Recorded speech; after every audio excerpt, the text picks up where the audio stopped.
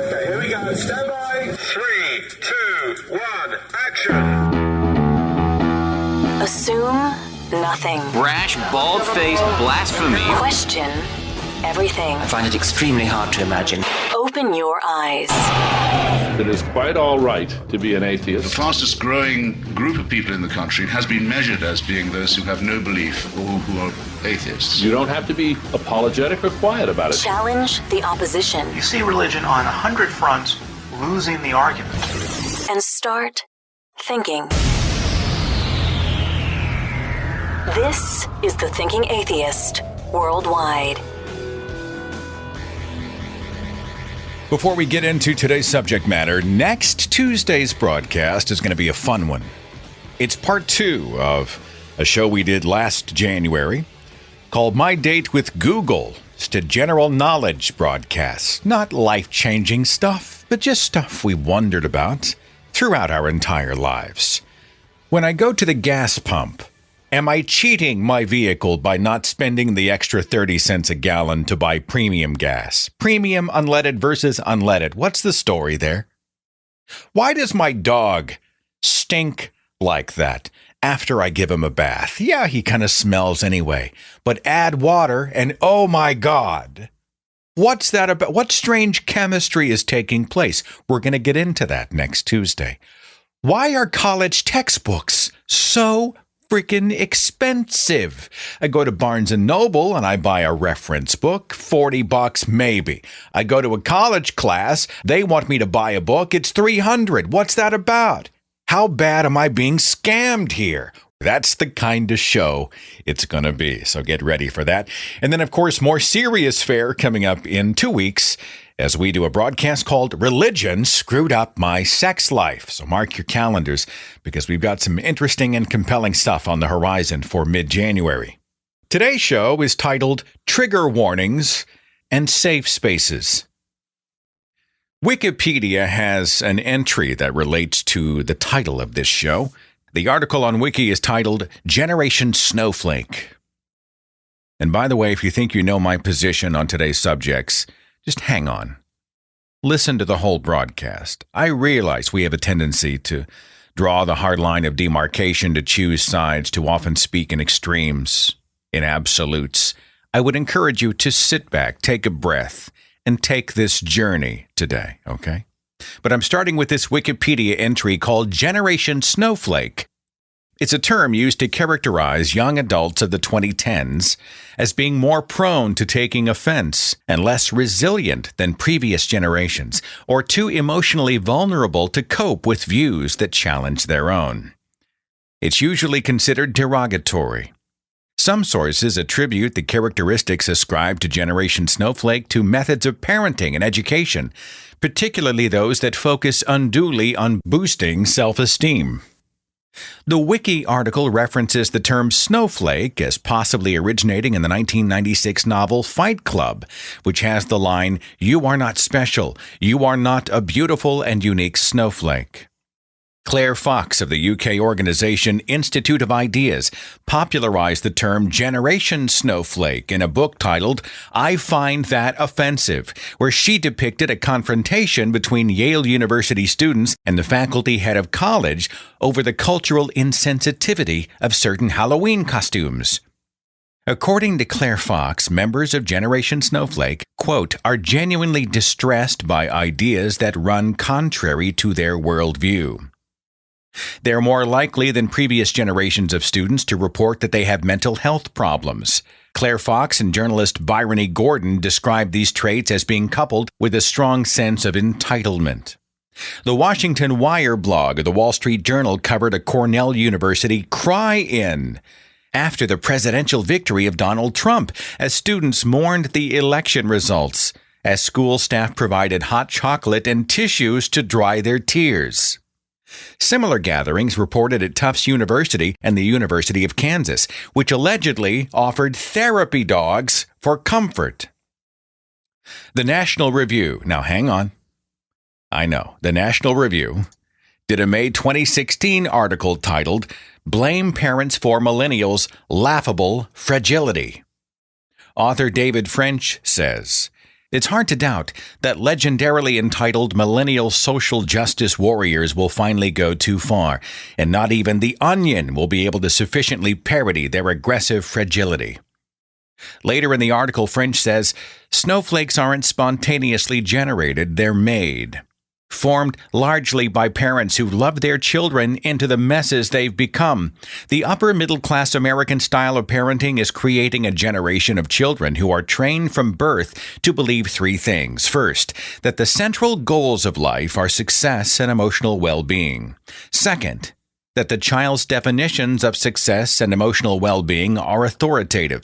And third, that parents and other authority figures exist to facilitate the child's desires. If the child is the star of his own life story, then parents and teachers act as agents, lawyers, and life coaches. They are the child's chief enablers. The argument in the article, and in many points of discussion out there, is that we're living in a trigger-happy culture. You can't say anything in this crazy world without somebody taking offense, crying foul, playing victim, and saying they've been triggered. This is what many people are charging out there. We're going to talk about triggers, trigger warnings, safe spaces. What are they? What aren't they? Are they important and necessary, or the products of an entitled victim culture? Are we even taking the time and energy to define these terms so we can explore what they are, what they do, what they aren't, what they don't do, how they might be implemented, when they might be avoided? Are we stopping to assess and understand the three-dimensional portrait of legitimate trauma triggers? And are people out there lumping the notion of trauma triggers into other scenarios? Maybe conflating terms. I mean, they're talking about debate, discussion, disagreement, discomfort in the arena of ideas, where we might be talking about something else. We're going to talk about the world around us, a real world that doesn't really care if we're comfortable. This broadcast is going to be a candid, respectful, nuanced look at these issues that do not fit in a cookie cutter, issues that go far beyond the conveniently lazy labels that we so often use when we call somebody a snowflake or an insensitive bastard. We're going to hear from many of our listeners. We're going to hear from some activists in the atheist movement who have voiced public opinion on these subjects, and we'll hear from actual mental health professionals who can approach these subjects, the subjects of trauma triggers, as professionals and experts in their field. Specifically, I'll be speaking with Dr. Caleb Black. He's a clinical psychologist with a background in the treatment of OCD, post-traumatic stress, and mood disorders. And I'll be speaking as well with Dr. Valerie Tarico. She has a Ptsd in counseling psychology from the University of Iowa and has done a host of columns relating to skepticism and mental health. This is not going to be a show filled with zippy one-liners that reduce this big issue to fortune cookie wisdom. It's not that show. It's not going to be an either-or show with either-or perspectives. And this broadcast is ultimately here because we, as pursuers of knowledge, want to be educated about the things that our culture's talking about, that our movement is talking about, and because we're interested in facts, not the exaggerations or caricatures of facts. Now, those listeners who were hoping for the easy answer, the quick fix, the catchy black-white, yes, no, either-or thing, you're in the wrong place. This is the wrong show for you. For everybody else, I think you're going to find today's broadcast hugely interesting and compelling, and I'm glad you're listening. Thanks for being a part of the show. I'm going to begin the conversation with a letter that was posted by the University of Chicago Dean of Students in 2016, declaring the whole campus safe from safe spaces. We're going to read that letter and explore the language in it. And then my first guest on the show is going to be, no kidding, a comedian. Eli Bosnick of the God Awful Movies broadcast. He's an activist. He's been featured here on this show a few times for our movie reviews, and he's one of the activists that was suggested by my listeners to offer his perspective. Well, I was curious, so we'll talk to Eli Bosnick here in just a second. First, I want to say a huge thank you out to our show sponsor. If you are fascinated by the science of life on Earth, the origins of this planet, and how living things interact, Things like dinosaurs and the fossils they left behind, transitional fossils, and how we as human beings fit into this whole scenario. You're going to really love the lecture series, A New History of Life. It's taught by Dr. Stuart Sutherland. It is instantly viewable right now at the Great Courses Plus. I've enjoyed the series very much because it's rooted in science and because it reveals just how amazing the processes of evolution are as we explore our past and our present. Life begins, life ends, life begins again. It transitions, it evolves. It's good stuff. A New History of Life is just one of over 8,000 different courses available at the Great Courses Plus, streaming directly to our computers, tablets, TVs, and smartphones. Instantly accessible information, education, and discovery. Check them out. Get a free month of full access to all their courses today when you sign up at thegreatcoursesplus.com/Seth. That's thegreatcoursesplus.com/Seth. Dr. John Ellison, Dean of Students in the College, the University of Chicago, published a letter or released a letter in 2016 to the class of 2020 students, and it says this, and I quote, "Welcome and congratulations on your acceptance to the college at the University of Chicago. Earning a place in our community of scholars is no small achievement, and we're delighted that you selected Chicago to continue your intellectual journey. Once here, you will discover that one of the University of Chicago's defining characteristics is our commitment to freedom of inquiry and expression. This is captured in the university's faculty report on freedom of expression. Members of our community are encouraged to speak, write, listen, challenge, and learn without fear of censorship. Civility and mutual respect are vital to all of us, and freedom of expression does not mean the freedom to harass or threaten others. You will find that we expect members of our community to be engaged in rigorous debate, discussion, and even disagreement. At times, this may challenge you and even cause discomfort. Our commitment to academic freedom means that we do not support so-called trigger warnings. We do not cancel invited speakers because their topics might prove controversial, and we do not condone the creation of intellectual safe spaces where individuals can retreat from ideas and perspectives at odds with their own. Fostering the free exchange of ideas reinforces a related university priority, building a campus that welcomes people of all backgrounds. Diversity of opinion and background is a fundamental strength of our community. The members of our community must have the freedom to espouse and explore a wide range of ideas." And then Dr. Ellison finishes the letter by enclosing a short monograph by someone named Dean John W. Boyer. And the letter finishes, "Again, welcome to the University of Chicago. See you in September." Well, the letter from the University of Chicago prompted a lot of response and some outrage. Many people saying that the University of Chicago was actually using these terms in a hugely wrong-headed way. They're being sloppy or just misrepresenting the terms outright. Well, we're going to get into some definitions here. Trigger warnings and safe spaces with my first guest in just a few minutes. After I speak with Eli Bosnick, I'm going to talk to a freethought conference organizer. His name is Bill Lidgerwood. He is the organizer, one of them, with Imagine No Religion, a hugely popular conference in Canada. And he says the whole safe space trigger warning thing has made his job as a conference organizer very difficult. At times, it seems damn near impossible. He says the whole thing's gotten out of hand. So I'm going to talk to Bill and just a few on this very broadcast. Interestingly, I have, some psychologists and I have people who are speaking about their own experiences with triggers and safe spaces and whatnot. It was brought to my attention that Eli Bosnick, one of the hosts of God Awful Movies who's appeared on this show on several occasions, would have a perspective. And I thought, well, naturally, a comedian from New York would want to talk about triggers and safe spaces, right?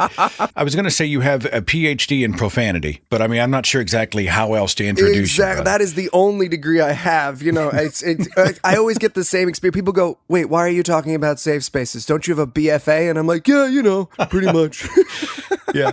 Well, hit me. You're my first official guest on the show. Why are we talking? You had a conversation with someone previously in a public forum about this, right? So this is sort of if I have a pet project aside from making people laugh and the dirty, dirty jokes and licking random apologists. My sort of pet project and side is to explain these terms, safe spaces, trigger warnings, and some other social justice terminology in a way that it was explained to me. And the reason why I think it's important and the reason why I speak up is twofold. The first is actually the way you introduced me, which is I'm a comedian and free speech is incredibly important to me. It's the way I make my living, and the moment we start to limit it, they're coming for me, right? They're coming to my door. And so when there is a danger to free speech, I'm going to be on the front line speaking about it. But when there's not a danger to free speech and people are pretending that there is, I think it's equally important that we speak up and say, hey, this is not the danger that some people have said it has been. And the second reason why I speak about this is, in my experience, and I think a lot of your listeners will share this, in my experience, the way I heard about safe spaces and trigger warnings and a variety of other topics was one of twofold. The first is I would see these terms abused in the news, right? You see someone throwing a projector at Miriam Namazi's head, screaming safe space, or you hear some kid like screaming at a talk or otherwise behaving incredibly inappropriately, and you hear them using these terms, and your first assumption must be, okay, this must be, like, this can't be a good thing if this is how it's being applied. And the second thing, and I think that people will relate to this even more, is the first round of questions one seems to have about these terms are often met with sarcasm or condescension or accusation. If you watch something like MTV's Decoded, which I agree with in some ways and I disagree with in some pretty major ways, but the truth is, like, MTV's Decoded message is not, hey, here, let me help you understand these terms. It's usually, you're a racist white guy who doesn't know any better, and here's why you should be ashamed of not knowing these terms. So one of the reasons why I like to speak about this is I think, and I've been told, that I have a better way of explaining these terms that's easier to understand, and that's why I sort of try to do it. You mentioned the Miriam Namazi thing. Let me give some context to that. She was speaking Goldsmiths University, and the Islamic Society, or a few members from the Goldsmith University Islamic Society, were there, and they were causing so many disruptions. They were shouting, they were making it almost impossible for most people to speak. Miriam Namazi, who was fearless, deftly handled them. Yeah, absolutely. But I mean, the idea, some people framed this as a safe space thing. Right. They were too coddled to want to listen to an opposing idea. They are a reflection of a victim culture. This is why we shouldn't have safe spaces. But it sounds like they've completely gotten the terms wrong. Absolutely. And it's important to point out here, for the benefit of people who said, like, this is what a safe space is. These are kids who are, and you can watch the video, they're standing up shouting safe space. And they're referring to a safe space speaker policy, which was written, as far as we know, by a student. Like, we've never been able to find a member of staff who wrote this quote unquote safe space speaker policy. But it's a total misapplication of the term. They might as well have been standing up and screaming like, therapy, this is therapy, or the doctor's office, we're in a cast, I'm in a cast right now, no talking while I'm in a cast. But the truth is, like, if you don't know what those terms mean, if no one's ever laid out the history of a safe space or what a safe space is or how it's used, the vast majority of the time, and you hear someone like me say, well, safe spaces are good and we shouldn't be objecting to them, your mind's just blown by it. And the truth is, I'm guessing a lot of people experience what I did, which is the first time you ask those questions, you go, well, they've got to be a bad thing. Look at the way these kids behaved. You feel attacked rather than educated. I've got a couple of psychologists in the green room about to hear your definitions of triggers and safe spaces, so hit me. I mean, how would you frame it for the common person? Yeah, so for the common, and again, the professionals are obviously going to put this in a more subtle, in a more nuanced, and in a smarter way, right? I mean, I'm totally setting you up, right? I'm totally setting you up. I just know that you and I are talking like real people over coffee, but I think, you've spoken to this stuff, and because you are a comedian, you are dealing with highly inflammatory topics all the time. We're going to get into that, right? Are there any boundaries? Is there any edge to the envelope that is totally off limits. I want to go there, but give me your definitions first. Go absolutely. ahead. So again, this is Gabagoo definition 101. This is Eli definition 101. So essentially, a safe space rises out of group therapy and collective groups in, depending on where your definition lies, the 60s and 70s. There are some people who say it traces all the way back to the 60s. Some people say it doesn't start until the late 70s, early 80s. The point is, where they begin in universities is in LGBTQ groups. And what they were for originally, and what they are largely still used for today, was a place where LGBTQ individuals could go and speak about their lived experience without judgment or objection. Now, a lot of people listening to this, especially the ones who disagree with safe spaces, are going to go, yeah, that's fine. That's not how I've ever heard a safe space used. And it's important to understand that that's probably because they haven't been in a safe space. A safe space is a place to speak without having those ideas challenged, and it exists because early in safe space use, what would happen is if someone went to an LGBT center, or if someone went to a group meeting or something along those lines, a student would stand up and say, hey, I'm gay, or I'm a different gender than I present as, or any of those things that one would say in a safe space. And someone else would then stand up and say, no, you're wrong. I believe you are going to burn in hell because the Bible says X, Y, Z. And safe spaces were the creation of a place where no matter what you had to say, you could say it in a safe place without being challenged. Now, the important thing to note about this is that this is a very specific space used in very specific contexts, and it has been abused. And again, I just want to admit, this has been abused more than almost any other term. You know, a campus cannot be a safe space any more than a campus can be a therapist's office. You know, I was born and raised Jewish, which means I was assigned a therapist at birth. Yeah, exactly. They just give you one, and you move through a Rosenberg. All right, you're going to be with Dr. Rosenberg, right? And I have said some extraordinarily silly things in therapy. And it's important that I had that moment to say them in therapy.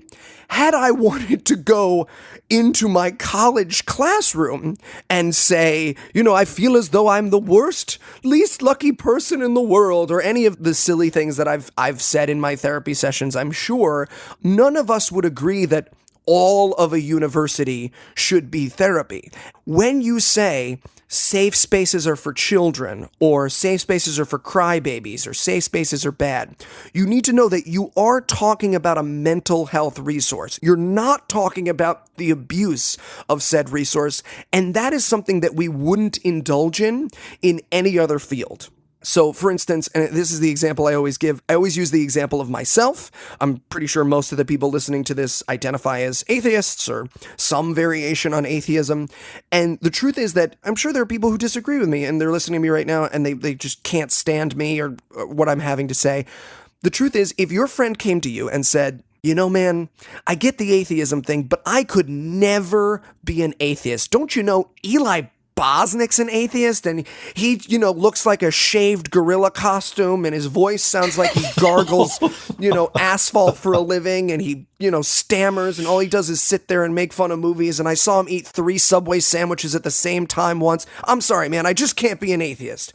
I think you and all of us would rightly say, hey, bad behavior by individuals does not negate the existence of an idea.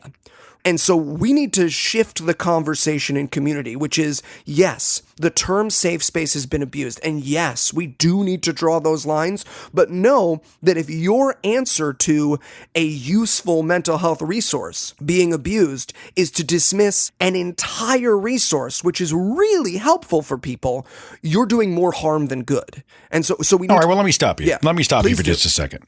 Would you agree at all about the criticisms that we live in a coddled generation? You know, their parents were umbrella parents, or helicopter parents, I think is the term used, where they solve all their problems. They pat them on the head. They tell them that they are are number one in every category, even if they're really shitty at something. You know, there are narratives out there that say there's a whole generation of coddled victims out there who expect life to be handed to them.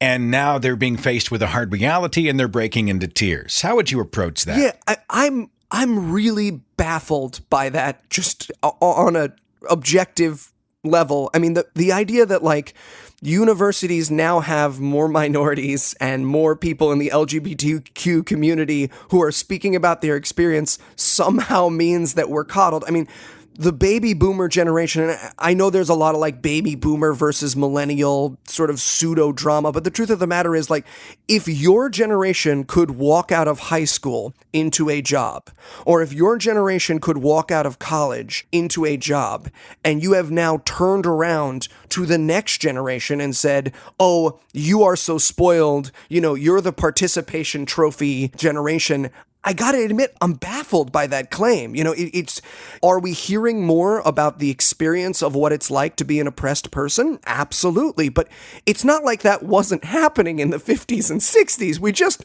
weren't hearing about it, you know? And the idea that like somehow that silent suffering was admirable is only admirable if you weren't the one doing the suffering, you know? And when you speak to any of these groups and when you speak to people, you know, you talk to gay Americans who went through the 60s and 70s, and when you talk to, you know, African Americans who went through the 50s and 60s, you know, it wasn't better for them. You know, the fact that, and the idea that, I'm going to put this on myself, the idea that I, as a white straight dude, liked it better when I was unaware of some of the worst things going on in the world does not make it the fault of the people letting me know what's going on. Or let's talk about you on stage. I mean, what's some of the most inflammatory stuff you've done on stage? Yeah. Give me a joke, give me a line, give me something that someone might interpret as a hot button or trigger. I mean, have you gone there? Oh, absolutely. I mean, so we did an entire episode, and this is an example of the difference between an academic environment and a comedy show, right? So we did an entire episode of my show, God Awful Movies, with Tom and Cecil Lovick, Cogdis, awesome dudes, on a movie called Loving the Bad Man, starring Stephen Baldwin, about a girl who is, Wait, Stephen, wait, hang on. Stephen Baldwin, who once took the Jesus camper across the United States? Yes, that's Stephen Baldwin? Yes, okay, melting right, doll of sure Alec Baldwin, Stephen Baldwin. Please, forgive the interruption, No. but I have a mental image of him careening from coast to coast in the Jesus camper, and it just Google image search that. By the way, it's awesome. Yes. Go ahead, Google Eli. image Go ahead. search. You did the tandem show with Cognitive Dissonance, and we did it on this movie called Loving the Bad Man, which is about a girl who is raped and then decides to have the baby and fall in love with her rapist because loving the bad man, because Jesus. Right?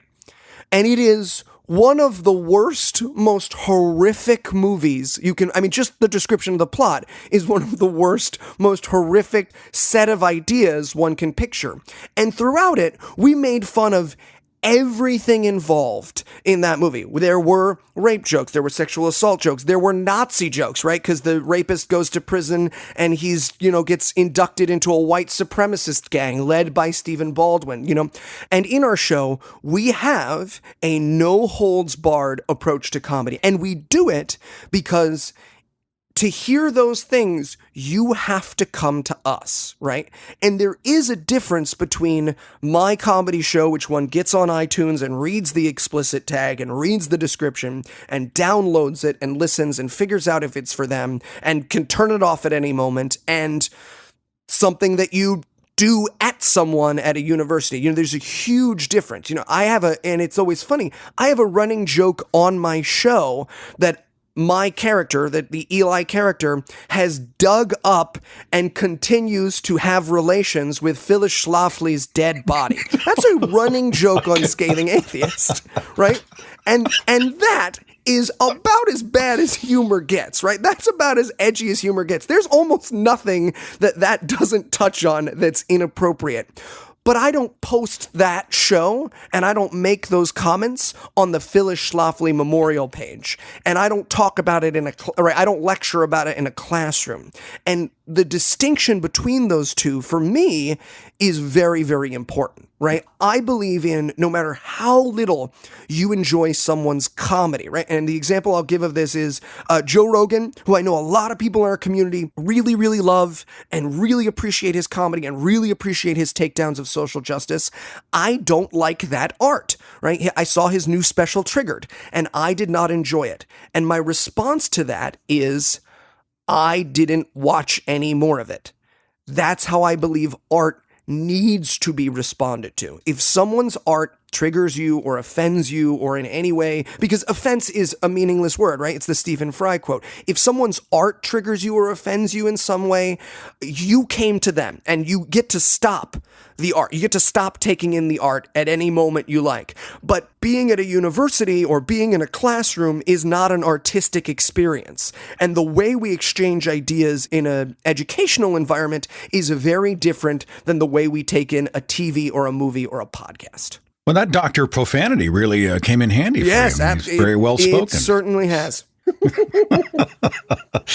All right. Well, I've got Kat Black, who's another activist who I was told had an opinion about this. I've got Dr. Kayla Black and Dr. Valerie Tarico, two trained psychologists on the roster. They're coming up in the show and they're going to address this as well. But, I think you say some compelling things. I'd like to see you on stage in New York sometime. I've had you on the show, but I've never actually seen you in action. Oh. I think it'd be fantastic. Well, we're going to come to your neck of the woods when we get a time. We have saved Bible Man. We've gotten a dozen texts at this point from people being like, why haven't you had Seth on? We have saved Bible Man for when I can be around. Because here's the thing, Seth can edit it, but once it's our play zone, you get to see me and Seth on stage together. I want to watch Seth's face reacting to me on stage. I want him on this. I want you on the stage with me, Seth. That's when it's. You're talking like a riff tracks kind of thing? You're going to actually have a live audience and show Bible Man and we're all on stage together, that kind of thing? So our live show is just like our regular show. We don't actually show the movie and make fun of it at the same time.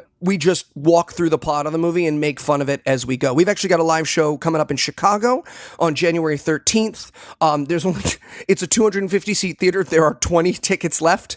So if any of your listeners want to come check it out, there are only 20 tickets left. But we do have a live show in Chicago with Cogdis coming up that's going to be a total blast. Oh, Oklahoma needs you guys. That's right. It definitely, if this is the place you go through to get somewhere else. But if that happens, you just have your people contact my people and we'll do the thing. We're doing a field trip. We're doing a field trip. Okay.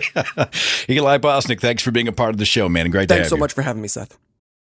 Next up on the roster is a gentleman that has been a friend of mine for many years. He's also a conference organizer.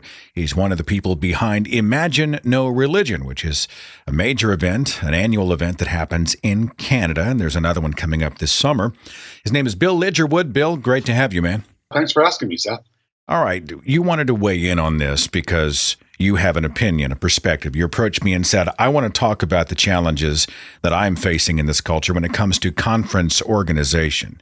You're finding it harder to do what you do in what you might call an offense culture, a taking offense culture. You want to flesh that out for me? Yeah, sure. Well, we're talking about safe spaces, and what we're trying to do, obviously, at a conference is create one. We're trying to create a safe space for people of our persuasion, in other words, unbelievers, atheists, what have you.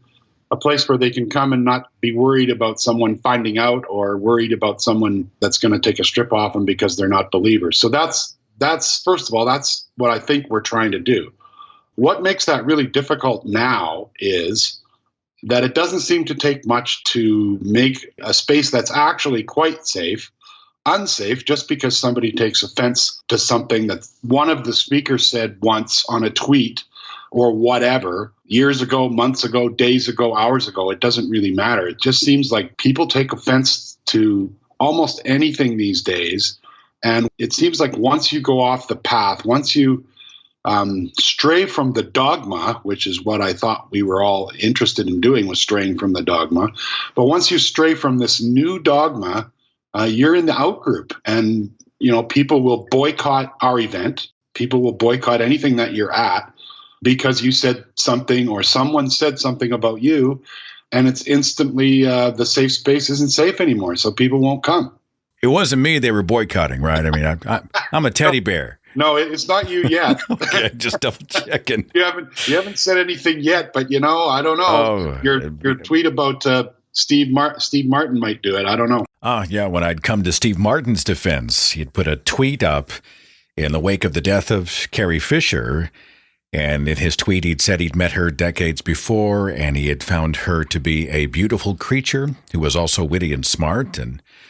And because of outrage over sexism, apparently, he pulled the tweet. And I went on Facebook, and I thought it was a beautiful sentiment, and I thought Carrie Fisher would have probably smiled and given him a hug for the kind words, Yeah, exactly. I think you hit the nail on the head with that one. I mean, it's just like, man, where is this going to end? It just seems to have gotten totally out of control. Like, for example, again, we're talking about safe spaces and trigger warnings and so on. So conferences, I think, most conferences used to be safe spaces. But then a couple of years ago, thanks to a couple of incidents that we don't need to go into, all of a sudden conferences are seen as not safe spaces for women. In fact, specifically dangerous spaces for women. And now, to be fair, though, there have been instances where someone has acted inappropriately to someone else. I mean, sure. Whatever the gender might be. Unfortunately, you will always find a lower common denominator. You will find someone somewhere who will come to a conference and act in an untoward way. And so I understand if somebody posts a statement or rules of conduct. If you're going to participate in this weekend or this event, we expect you to abide by our standards of conduct for the protection of the people who are here. And I support that kind of thing, sure. Yeah, well, so do I, to the extent that, for example, at our conference, and I don't think we're alone here, at our conference, we have never had an incident that anyone's ever reported to us, anything even remotely like that. And we survey everyone that comes to the conference after the conference, and we ask them specifically that question. Did you feel safe at this conference? And we have yet to have one person say no. So I guess what I'm saying is it happens at one or two, or maybe it happens at a couple in the States. I don't know, but we all get painted with the same brush. Now all of a sudden, they're dangerous places to be. I mean, I had a speaker back out because she said she didn't feel safe because our harassment policy didn't go far enough. Well, I mean, it's just... I've been to 3 Imagine No Religion events. I never at any moment felt like it was an unsafe place for any activist or speaker. And I want to argue the other side of it quickly. I remember there was the organization of one event or potential event, and I think their statement of conduct, their code of conduct they wanted to publish was actually longer than the program for the event itself. Yeah. And I think there comes a point when you become so self-conscious that you're actually fueling the fires of perception. I mean, after a while, if you warn people enough, if the first thing people see and hear and all they see and hear all weekend are these sort of self-conscious declarations of why you should be safe here, the underlying subtext is this is a dangerous place. So it's a balance that I think I understand organizers like you have to make. Yeah, I mean, for sure. Like I had a woman call me last year that hadn't bought a ticket, that wanted to buy a ticket. And she said, what are you going to do to make sure I'm safe? And, you're just kind of, what do you say? Well, what would you like? Would you like an armed guard with you at all times? I mean, I don't know. You don't need to worry about being safe at this event. We've never had a problem, but there's this perception out there that, and I mean, some of the conferences, you're right, have gone just bonker nuts with this. I understand there's one, I'm not exactly sure which one, but I understand there's one where people wear wristbands of different colors, depending on whether you can talk to them or not, whether it's okay to say hi, whether it's okay to hug them. I've never heard such a thing. Really? There's a conference that does that? I heard that there's a conference that does do that, so that you don't have to worry about walking up to someone and giving them a hug because they have the bracelet on that says, don't hug me. I mean, it's gotten, to my mind, ridiculous, and it makes it very, very difficult when you're trying to put on an event that creates a safe space when it doesn't take much to not be safe anymore. It just seems like it's, it hardly takes anything to offend somebody. And I think the classic example is what happened with Richard Dawkins, last year or 2 years ago, when he was disinvited because a few people felt that he would that they wouldn't feel safe if he was there because he was offensive because of a couple of tweets. Ridiculous, absurd. I mean, out to lunch as far as I'm concerned. And it just goes on and on. I don't know. We seem to vilify people in our community that I think are leaders and certainly deserve respect. I don't think they deserve adoration or star status, but they certainly deserve respect. And somebody like Richard Dawkins deserves a lot of respect. This is a guy that went on a tour of the southern United States for his God Delusion book. I mean, putting his life at risk, really. There's a great video of him at I want to say the University of Virginia. There's 2 hours. One is the speech and the other is just Q&A with many of them religious students who were in attendance, and he was fearless. And, I admire Dawkins from time to time. I will seriously and vehemently disagree with Dawkins on this or that. No one's saying blind allegiance. But I think when you walk in assuming the worst, expecting the worst, if you walk in ready for catastrophe, I'm not trying to minimize those who might have been. There have been people who have been inappropriately approached or even accosted at an event of some kind. And those are terrible things that need to be exposed and called out. But overall, can we as a culture do a better job of approaching each other in good faith? Yeah, I agree. I mean, we have to, I think you have to give people the benefit of the doubt right from the start. I mean, if you go into something, if you go into an event like a conference like ours, looking for something that's going to go wrong, you might find it. If you go in with an open mind and thinking, look, this is a safe place, these people are all, I mean, I've only been involved in this since 2009. And when I got involved, my wife and I, Kathy, went to a conference in Burbank, and it was actually was put on by AAI, but I think it was sponsored by Dawkins. And we had never been to any such event. I don't even know why we wanted to go. I just kind of thought, well, it's in Burbank. It's not very far. I think it was in March or something, so the weather will probably be nice because here we're still in winter. So let's go. And if it's crappy, well, it's Burbank. We can go, to the Johnny Carson show or something. So we go, and I mean, we never left the place. We ran into people that we made friends with that we're still friends with. We just found it to be an amazing, wonderful experience in every possible way. I didn't come across anybody that I would have had an issue with that I wouldn't invite into my home. I mean, it was just an amazing event. And that's why we that's why we started putting on the Imagine conferences, because we wanted to give other people the possibility of having that feeling, because it's quite neat. It's like a family. It's amazing, Bill. Imagine No Religion is, if it's not my favorite conference, it's in the top 2 of my favorite conferences. It has been an honor to be involved every single time. And I appreciate your perspective.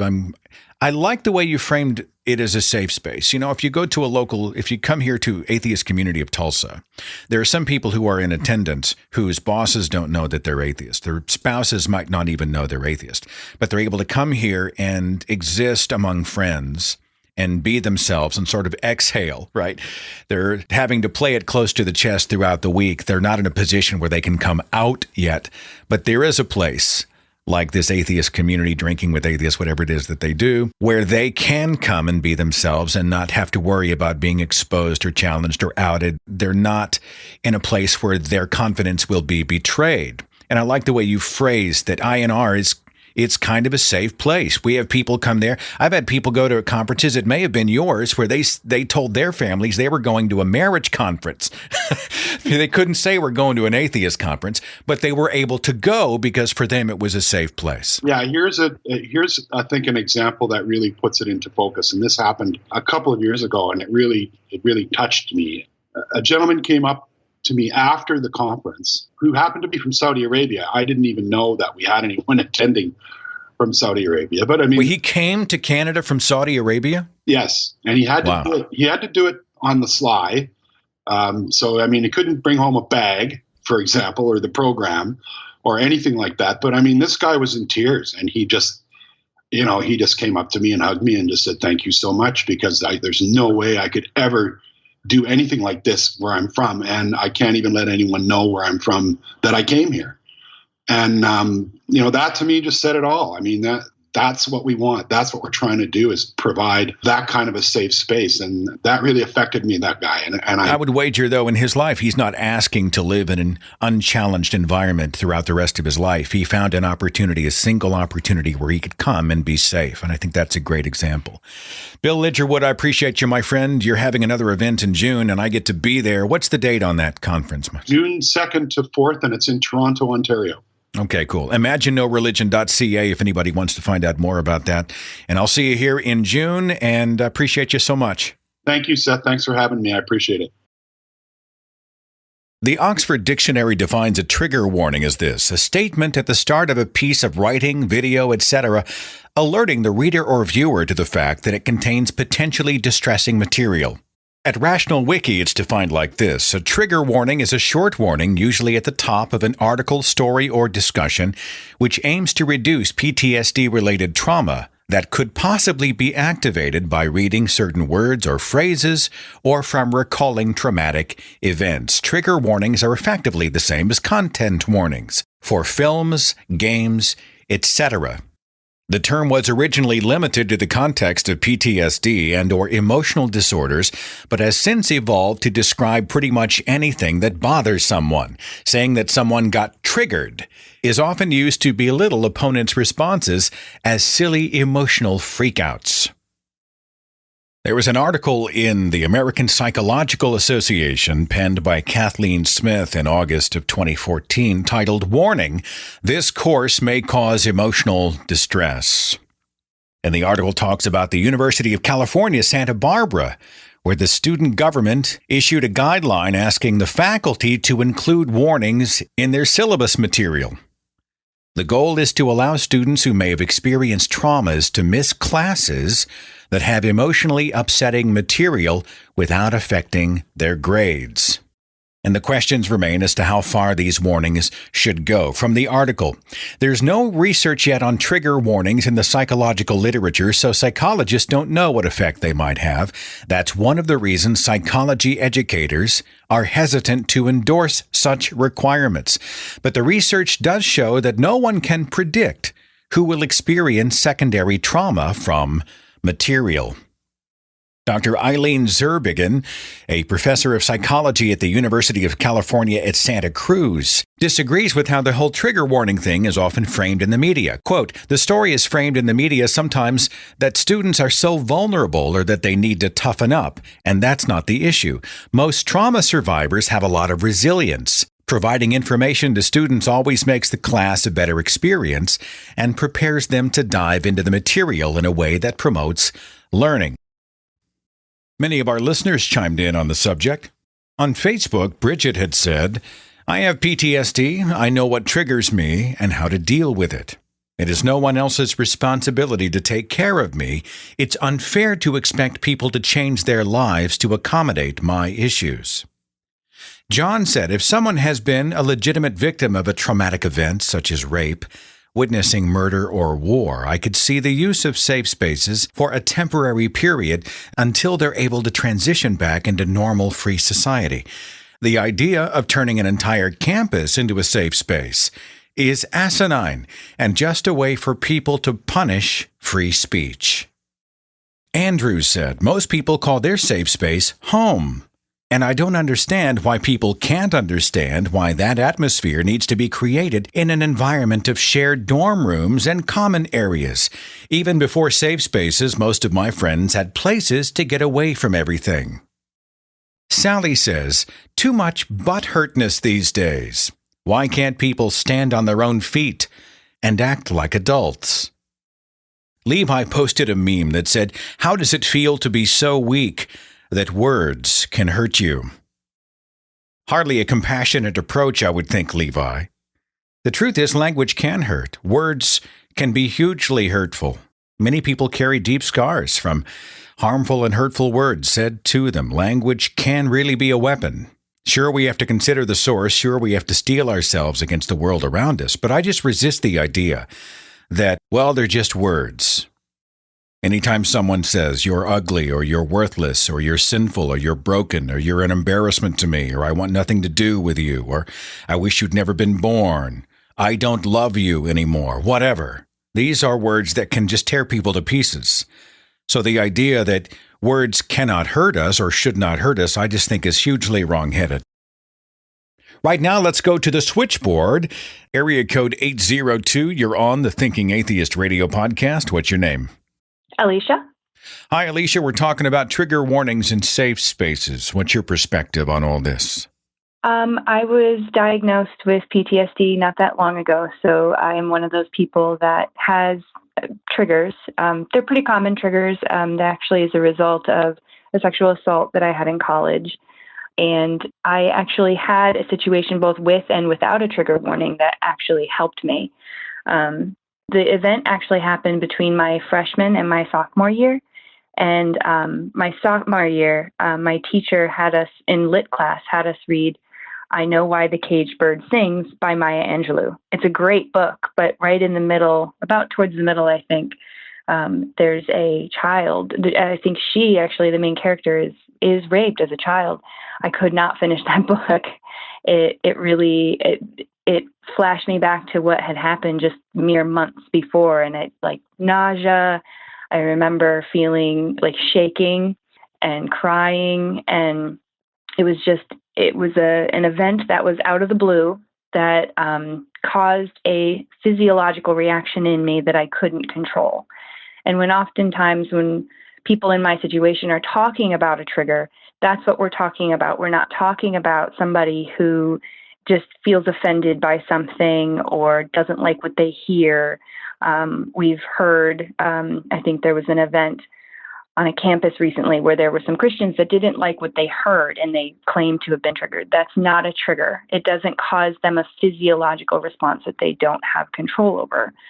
And so I was able to get through it with therapy and reducing the effect that my body has on this trigger.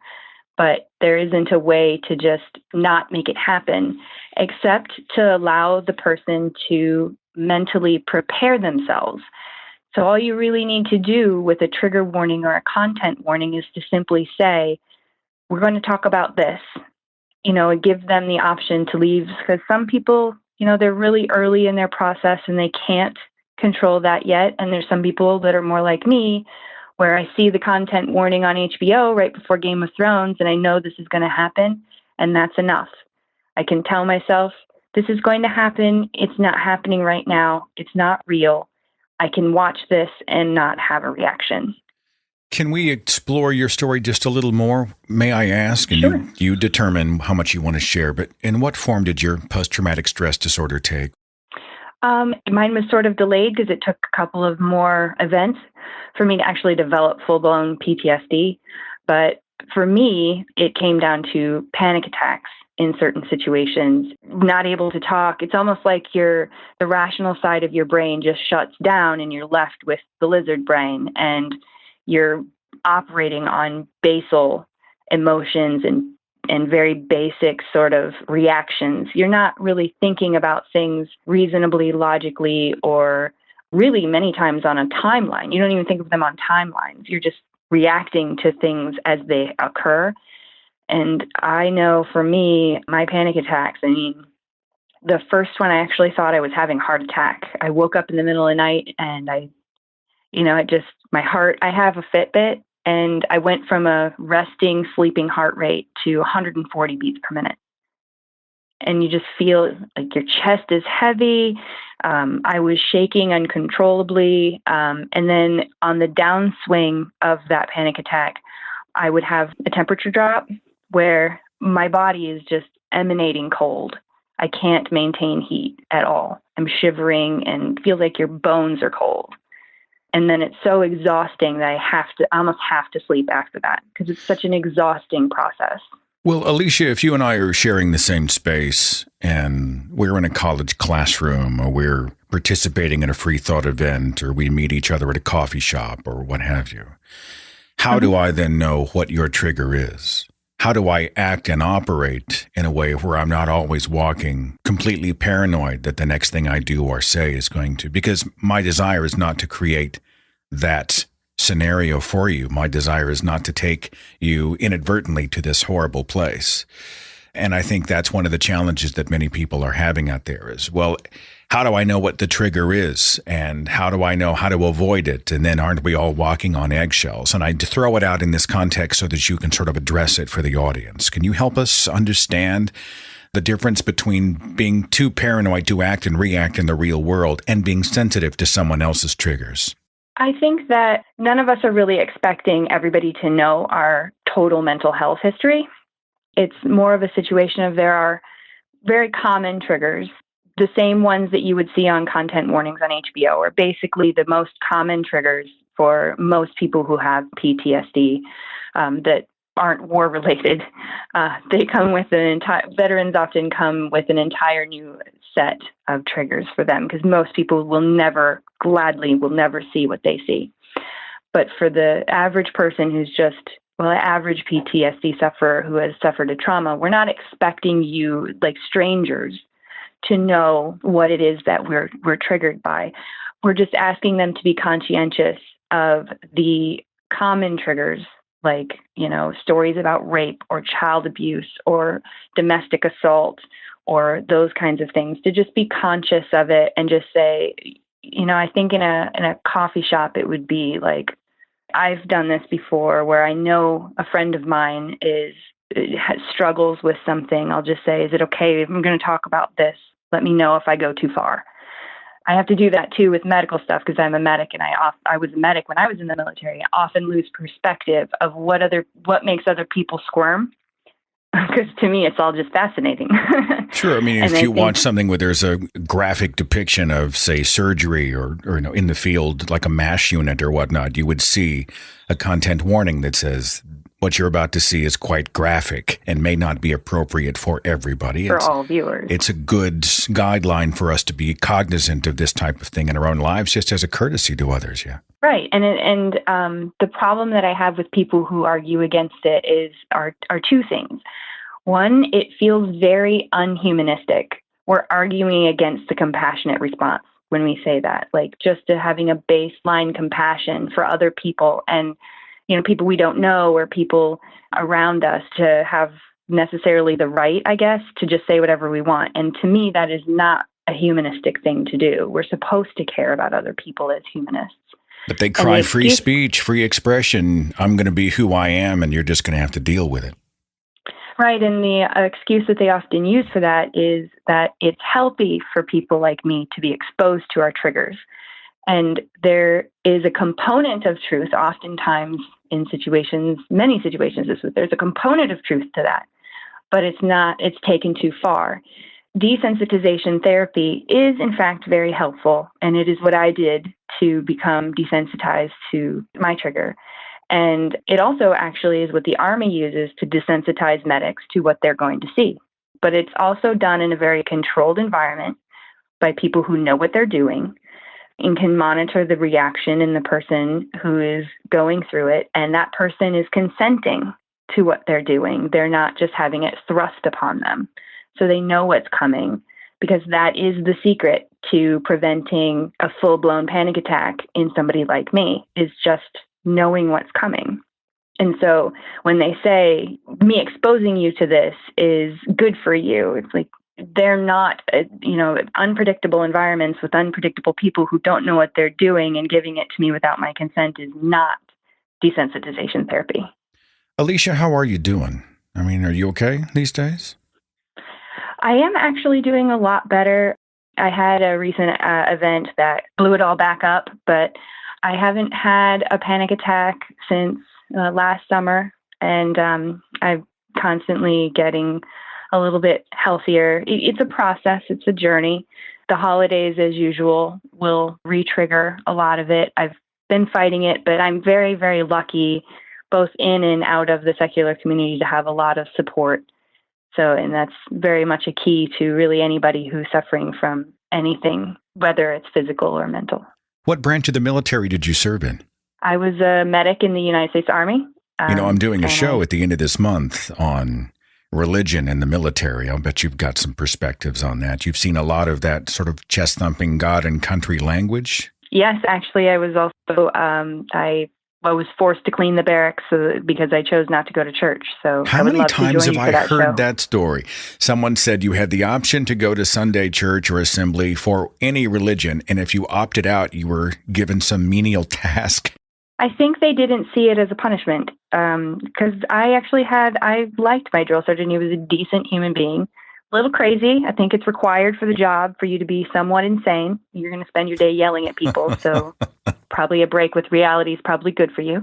But he was a good guy. I don't think he actually intended any harm. I think many of them for them, it was a practical thing. Like, this needs to be done, and that has to be accommodated. Yeah. And so we do it at the same time.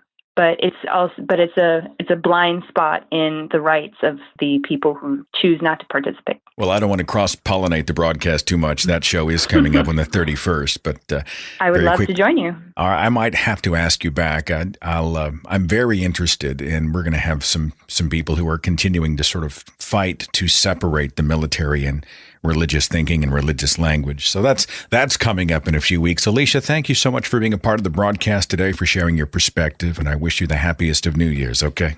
You too. Happy New Year and best of luck. In just a second, I will be speaking to another activist suggested by my listeners for the broadcast. Her name is Kat Black. Kat Black is a trans woman who has apparently been navigating these subjects with her own audience. And in speaking engagements she has been doing around the country at various universities. We're going to talk to Kat. And then I'm speaking to two mental health professionals. Dr. Kayla Black and Dr. Valerie Tarico are both psychologists. And we'll be getting into the science and the psychology of safe spaces and trigger warnings from the perspectives of mental health professionals. That's coming up after this. Hang on. What if you were snack hungry? We've all had the feeling. It's between meals. You're freaking hungry. Hungry for something small yet satisfying. And you could satisfy the snack urge without all the guilt that quite often comes after the candy bar and the chip bag and the high fat and high sugar stuff we buy in desperation at the convenience stores. Well, Nature Box is a great way to snack healthier. Over 100 snacks to choose from via their awesome website. I've got my own personal favorite, Nature Box snacks. I love the roasted Peruvian corn kernels. They're delicious. I just tried the peanut butter pretzels. They're delicious. The white cheddar popcorn, really good. So many wonderful options. New snacks added all the time. Quality ingredients, no artificial colors, flavors, or sweeteners. Shipped right to your home. And if you ever try a snack you don't like, NatureBox will replace it for you for free. Right now, NatureBox is offering you 50% off your first order when you go to naturebox.com/thinkingatheist. naturebox.com/thinkingatheist for 50% off your first order. Snack with all the great taste and without all the guilt. naturebox.com/thinkingatheist.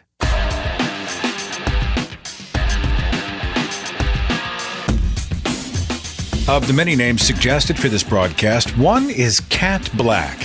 Kat is a vlogger, a YouTube personality, an activist, and an illustrator. Kat is a transgender African-American woman who has apparently spoken quite a bit about triggers, trigger warnings, and safe spaces.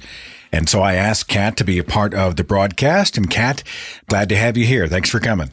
Thanks for having me. I heard a rumor you might have some perspectives on trigger warnings and safe spaces. What do you think? I do have a lot of perspectives on it. I will start out the conversation with saying that I am someone who has multiple minds on the whole topic. I am somebody who at one point in my time felt a real genuine need for a safe space, but I'm also somebody that within the larger scope of my life has definitely felt the need to not have one. You know, I went out and I figured out that I didn't need this space. This thing that was really important to me no longer was important to me. And I'm also somebody who is a survivor of sexual violence, who, you know, is still sort of figuring out whether or not I actually literally have triggers. I'm a trans woman. And so growing up, especially in high school, it was very hard for me. You know, there was a time where I used to walk down the street when I would go to the store, And even though I was in Southern California, there were still the stereotypical dudes in pickup trucks that would scream faggot at you as they throw trash at you kind of thing. And so school became a really hard thing for me to deal with. It was very hard for me to focus on my education because I was sort of dealing with a lot of bullying, a lot of harassment, a lot of shit. So at the time in high school, there was this group, I'm sure that everyone's probably had, well, I don't know everyone, but a lot of people have had them on campus called GSA, which is Gay Straight Alliance. And so usually what it was that one day a week during lunch, everyone could come together and basically express themselves. It was an outlet and it was within a safer space on campus so that you could openly express yourself without fear of harassment, without fear of being attacked, without fear of anyone trying to basically tell you that you don't deserve to be here, sort of thing. And so for me as in high school, that was a very, very vital and important thing for me to have, because I don't know if I would have been able to focus on my education if I did not have that space, a space that made me feel a little bit safer on campus. It's interesting to hear you not talk about it as an either or thing, because nuance in the internet normally do not go hand in hand, right? Really nuance dies daily, moment by moment on the internet. But there seems to be this tendency to say that, a safe space exists to make sure that you're never challenged. A safe space exists to make sure that you're never made uncomfortable. Mm-hmm. And that would be an overstatement or misstatement, correct? I think most of the people who have the position of safe spaces exist so you never have to deal with shit are people who have probably really never truly ever had to deal with shit. It's so funny, especially to have this conversation within the scope of a so-called atheist/skeptical community, because, for example, when I travel, right, I speak at colleges all the time. I remember one of the first ones I went to was the university in Toledo, and they had just like this big, beautiful LGBT center there, right? And this is in Toledo, not the most amazing place for, LGBT rights, right? But I realized that when you're there in a situation where you're dealing with so many people who are homophobic, transphobic, all the above, you need that space. And I think the reason why I find it so interesting to talk with specifically atheists about this is because, like, I'm from Southern California and I'm an atheist. Personally, I've never felt the need to have a space where I could talk about my atheism. That's just me. But in interacting with specifically atheists that live in like the South, they feel there's a need for them to have spaces where they can speak about secular things, where they can talk about atheism, where they can talk about, their lack of religion, because in the scope of a situation where they're surrounded by religion, where they're surrounded by Christianity, where they cannot express that they're an atheist without dealing with some sort of great social loss, there's this need for that space. And so I think the atheists, they should think about that a little bit, because that's why, you have your secular student unions and things like that.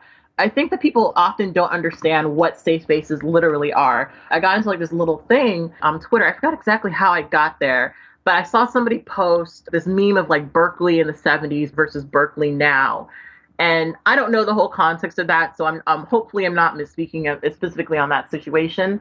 But when it came to that photo, at the very least, it was a picture of a student holding a sign that said, "This is a safe space," and then the person next to them said, "This is not a space for debate."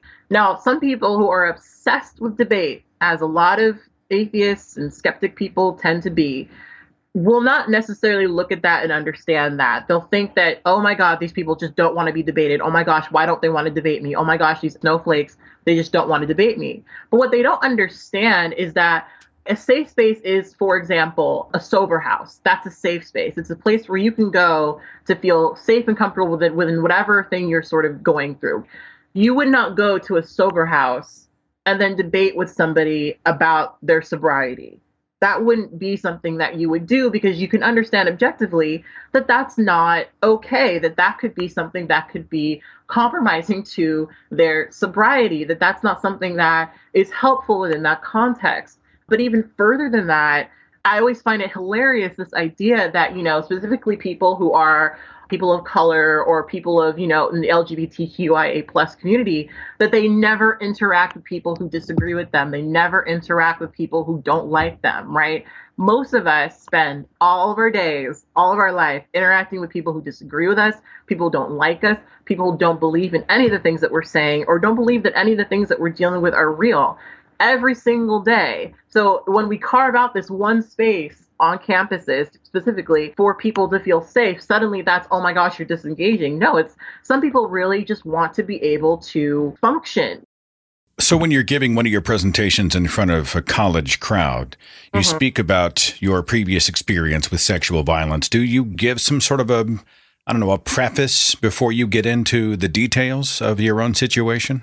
I didn't start out doing it. The first time I spoke openly about sexual violence was actually at this teen summit for intimate partner violence.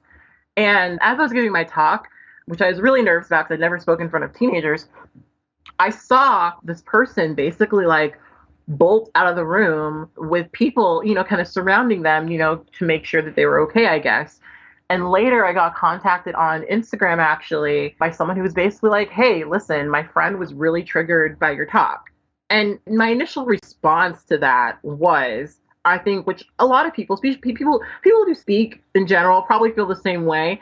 We don't want to give the disclaimer on every talk we have. We don't want to sit here and say, okay, well, I'm going to talk about sexual violence in this talk, so da-da-da-da-da-da-da, because I think if you're like me, it's like you want to reveal certain things as you go along. You want to be able to have that peeling layers back sort of conversation. But there are some people in the audience who really do need to know what's going to be spoken about beforehand. So I've kind of learned that if I am giving a talk about sexual violence, even talking about something like suicide, I need to be able to say, hey, this is going to be a conversation where we're going to talk about suicide, we're going to talk about rape, this stuff is all going to be discussed. And what people don't necessarily understand about trigger warnings is that it's not like these people are just going to like throw their hands up and say, okay, well, I'm done, goodbye. Most of the time, all it is allowing these people to mentally prepare for engaging in this content and making the decision between whether or not they actually do want to be here through this. Like, I definitely have had conversations about rape that have really fucked me up, and I didn't know it was going to fuck me up until I was right there. So I do give them now. I'm not the best at it because I haven't figured out really the most casual way to do it. I don't know that there's a real science to it. I remember I gave a speech. It was a very upbeat, kind of a lighthearted speech called Sacred Cows. And in the middle of the speech, we do this thing about those who crucify themselves in the Philippines every single Easter, these crazy people who allow themselves or volunteer to be crucified, and they flagellate themselves and whatnot. And the photos I was showing were pretty graphic. And so right before I show, I say, now, hang on, the photos I'm about to show you are kind of graphic. Right? I just threw it out very quickly just in case the person might want to avert their eyes if they have a thing about blood, or seeing someone nailed to a cross. And then in 15 seconds, they can look back up. It was no big deal. There was no big drama. There was no reason for protest. It was just a common courtesy, I thought. Yeah, and that's really honestly what I'm learning. It's just a common courtesy. Though I will be fair to some of the, the antis in that it's sometimes hard to necessarily know what triggers people. I've realized that it could be literally almost anything. Yeah. Like I don't post pictures of my food that isn't vegan. I'm not vegan, but I don't post pictures of food that's not vegan because I have had people be like, hey, Kat, seeing your chicken traumatizes me. I mean, do we really want to live in the world, though, where, is it on me? Is it my responsibility to make sure you're not triggered if we're not talking about something like sexual trauma or child abuse or one of these heavier topics, but just real world, everyday stuff?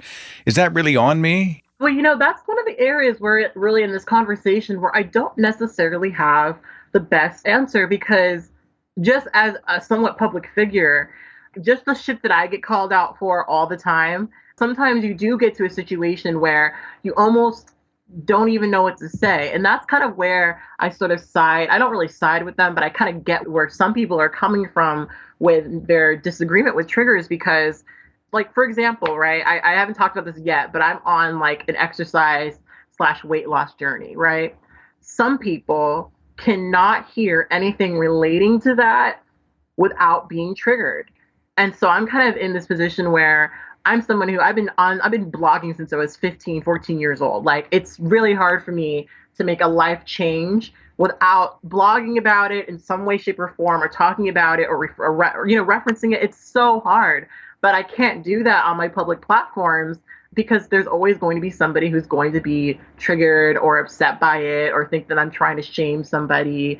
Why would you going through a weight loss journey in your own life, a desire to be healthier, be considered by anyone a trigger? I don't know that I can make that connection. Just don't get it. It's a connection that's hard for me to make, but what I've come to understand is, this is going to sound so bizarre, but there are a lot of people who look up to me.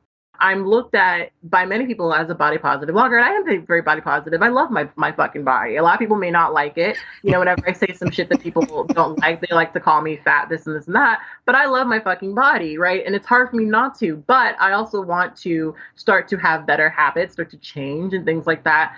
And some people, in the scope of loving me as a plus size woman, as somebody who is not thin, they will take me wanting to either lose weight or become healthier as almost an attack. And I don't necessarily connect all of that, but I've tried to be sort of understanding and sympathetic. I mean, there's definitely, it's hard to know when and what is going to trigger people. You know, it's really hard to know. I don't know. At some point, I totally understand that many people struggle with weight and with body image issues and whatnot. But I mean, I think we have to be able to live in a world where we can speak about our own journeys. Yeah. Without having to, feel like we're walking on eggshells. And this obviously feeds into the protests that people have, because they're claiming that, those snowflakes out there, you can't say a damn thing before they hit the roof or break into tears or run screaming out the door. Mm-hmm. And, it's hard to sell that that's not what it is, when occasionally we do find people who they're very sensitive. They have very sensitive triggers, and they do run out the door. It's really hard to know how to proceed. Yeah, it is. It honestly is. Like, I have a friend who, they were assaulted by a man who worked at a Chinese restaurant. And so whenever they smell Chinese food or anything relating to or close to that, it triggers them. Now, to a lot of people who are listening to that might be funny to them. It's like, oh my gosh, Chinese food, it's so triggering to me. It's so easy to pare it down to that. But this is a real, genuine trauma trigger that they have. And for me, what I've tried to come at it from is understanding that that's really what it is. At the end of the day, this is a conversation where you have someone who is actually having an involuntary reaction to trauma. So even though I definitely sort of agree that it's a really hard, dicey thing to navigate because you never know what's going to trigger someone, I think that there's a distinct difference between understanding that and then just thinking everyone who is triggered by anything is just irrational crybabies who to be coddled, because that's not really the truth.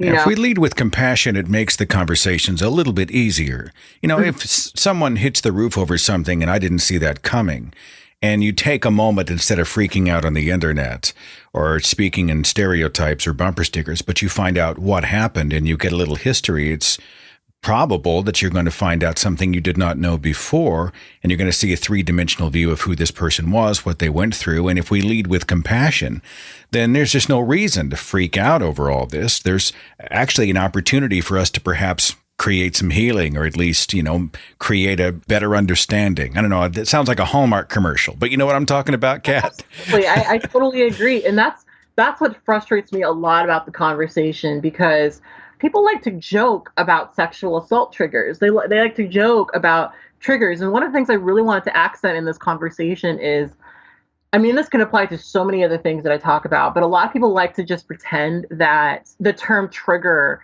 is this SJW buzzword that was created on Tumblr, when in reality, it's a term that has existed way before the internet came along. This is real language that has been used in the context of the internet, specifically within the intersectional feminist sort of sphere, because this is an attempt to make content more inclusive. It's an attempt to understand that not everyone in this world is able-bodied, neurotypical, and free of trauma triggers. It's an attempt to basically make it so that we're considering everyone. We're considering more than just the standard person. And what bothers me often about the conversation of safe spaces and triggers is that often the people who don't like these things are far louder than the people who actually use them and need them. So instead of having this conversation, instead of having a narrative of safe spaces are this place where students on campus can feel safe in an antagonistic environment, triggers are a thing that people have when they're responding involuntarily to trauma. Instead of having those be the standard understandings of these things, it's, oh my gosh, these SJWs just want to feel special and run out of the room and not engage, which is not the truth. The rumors are true. You had an opinion about this. I do. I appreciate you being part of the broadcast. Kat Black, thanks for your time, for your perspective, and for being a part of the show. It's been great to have you. Thank you for having me. For our last segment of the broadcast, I want to speak to a couple of mental health professionals. Specifically joining me are Dr. Caleb Lack. Dr. Lack is a clinical psychologist who has a background in the treatment of OCD, obsessive compulsive disorder, post-traumatic stress, and mood disorders. And also Dr. Valerie Tarico joins us. Dr. Tarico has a Ptsd in counseling psychology from the University of Iowa and has a host of columns relating to skepticism and mental health. Dr. Caleb Black, Dr. Valerie Tarico, thank you so much for being here. It's great to have you. Thanks. Glad to be here. Thanks. Likewise. I want to start with a cultural question. What I'm hearing quite a bit of is we live in the trigger warning generation. We live in the I'm too easily offended generation. It's a generation of thin skins where you can't say anything, you can't do anything. A culture that's goes through the roof anytime they see something posted on their Facebook page, or if someone says something at dinner or what have you, and they are then relating those experiences to things like trigger warnings and safe spaces. This is a generation that is too easily triggered. They want to exist in a safe space where they are never challenged. So I just want to start right there, and I'll start with you, Dr. Tarico. What's your take on that? So you know me as a member of the left, and I have to say that I agree. I think that there's been a pendulum swing, and we're basically kind of responding to the idea that we hurt each other inadvertently. We're responding to that idea in ways that are counterproductive. Do you see a culture that is more easily offended than their parents and grandparents? I do. I think that there's a certain expectation of people not having to deal with offenses. You know, there was an expectation of resilience in the past, that people could, sticks and stones will break your bones, but words will never hurt you. We know that's not true, but we also know that there's an element of truth in it. And so that expectation of resilience at some level creates resilience, and this expectation of wounding and of being a victim to some degree creates wounding. Dr. Caleb Black, what do you think? So I definitely agree with Valerie in that we see people expressing being offended more often and more easily than we maybe did in the past. And a lot of that, we see directed towards the millennials or the younger generations in terms of, these people need to be protected. They don't want to see anything that could be upsetting and, language like that. So I think there definitely is that perception. I think part of it, though, is just that more people have a voice. And so, let's say 20 years ago, if I was highly offended by something, I might be able to tell my friends, and then that's it, right? But now I can hop online and I can tweet about it and I can blog about it and I can put up a podcast. It's all just, things I'm offended by. And so I think a lot of it is more of just a voice for, or seeing more of people who are offended rather than them just telling their friends and going on about their business. Trigger warnings, trauma triggers, safe spaces. These are mental health terms, correct? Not really. I mean, we talk about triggers for particular kinds of phobias or for PTSD and other kinds of anxiety problems, but the trigger warning term itself, that's not something that's been clinically developed. That's not something that was even developed within the sort of the mental health purview.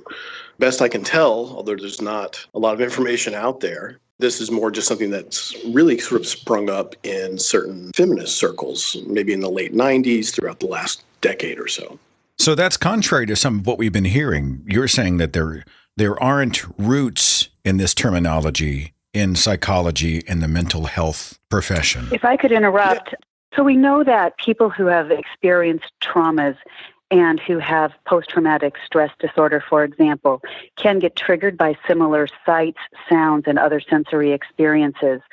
But the problem is that there's been an overgeneralization of that idea to a huge range of experiences and sensitivities in such a way that when we start talking about safe spaces and trigger warnings, I think we've kind of reached a point in our culture at large that we're doing something that psychology would actually say is contraindicated.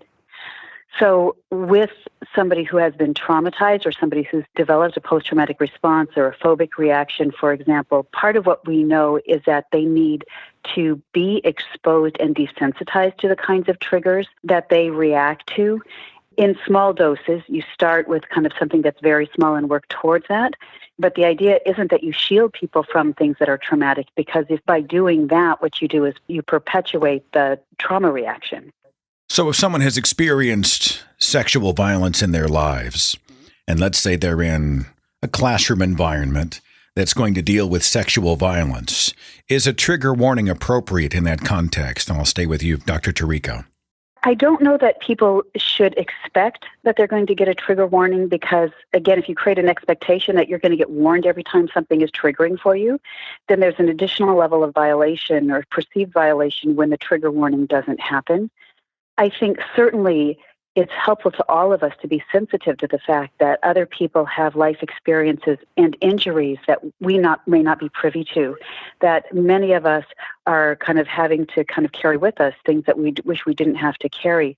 But again, my sense is that if you want people, for example, if you want college students to be able to go out into adult life, they're not going to be getting trigger warnings all around them. And what you need to do is they need to help them to develop the skill set that prepares them for a world in which, yes, they may get triggered by things that are unpleasant or even traumatic. Kayla Black, you've done some work with PTSD. What's your take on all that? Yeah, I think the idea of triggers with PTSD or other kinds of anxiety is really poorly understood by the public at large. Take, for example, what you just talked about in terms of someone who had experienced sexual assault or sexual violence. A trigger for that person that may cause increased autonomic arousal or at its extreme point, some sort of dissociation response doesn't have to be something about sexual violence. It could literally be a person that looks similar to the person that assaulted you. It could be a car that's similar to the car that the assault took place in. It could be a smell. It could be a particular sound. And so people who have PTSD, they don't just have things like, oh, here's my trigger, right? It's, here are things that are related to this situation that happened to me that may or may not cause me to have some sort of a traumatic response. And so when you apply things like trigger warnings, you're really losing a lot of the usefulness of something like that. And I'll give you an example. So I teach a seminar course on anxiety disorders, and we talk about PTSD in there. And one of the things that we do in that course is we watch films and critique how well they portray certain kinds of mental disorders. And there's a film that we watch for PTSD that is called Martha, Marcy, May, Marlene. And it has the scenes of sexual violence. It has a lot of very disturbing content.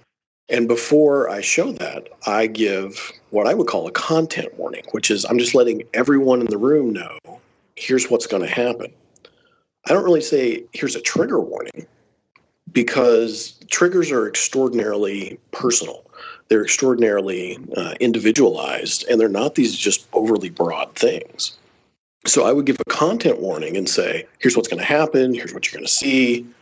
But I'm not saying, so then leave. I'm just getting them ready and saying, hey, here's what we're going to experience, just as a heads up, but not everyone go run away from this so that you can protect yourself. Are you giving them the warning so that they can mentally prepare themselves and or so they could leave if they felt they weren't ready to deal with it? I mean, I've had probably two students who, after talking about this, have come up to me and just said, I can't do this because of my past experiences or because of, this would be too disturbing for me. So I give that sort of a warning, but it's not necessarily a trigger warning. It's more of just, hey, here's the content that's going to be experienced here. But do I do that for literally everything in my classes? No, I just do it for things that are sort of generally problematic for people. I'll give you an example. I treat people with phobias all the time, and people have phobias of things that other people find absolutely ridiculous. I've treated frog phobias, bubblegum phobias, things that most people would not consider triggering. But for these particular individuals, it's very highly problematic. But I'm not going to start every lecture by saying, here's all the things that I'm going to talk about. Because literally anything could be a trigger for someone who has a severe anxiety problem. And like Valerie said, we know from now decades worth of research that avoidance of things that make you anxious literally only make you worse. They only prolong and increase that anxiety. So you have to learn how to, in a very systematic way, face those fears and realize that, I don't need to have that same response. There are two different approaches, at least two, but two I'm going to bring up here, and I'll let either one of you chime in.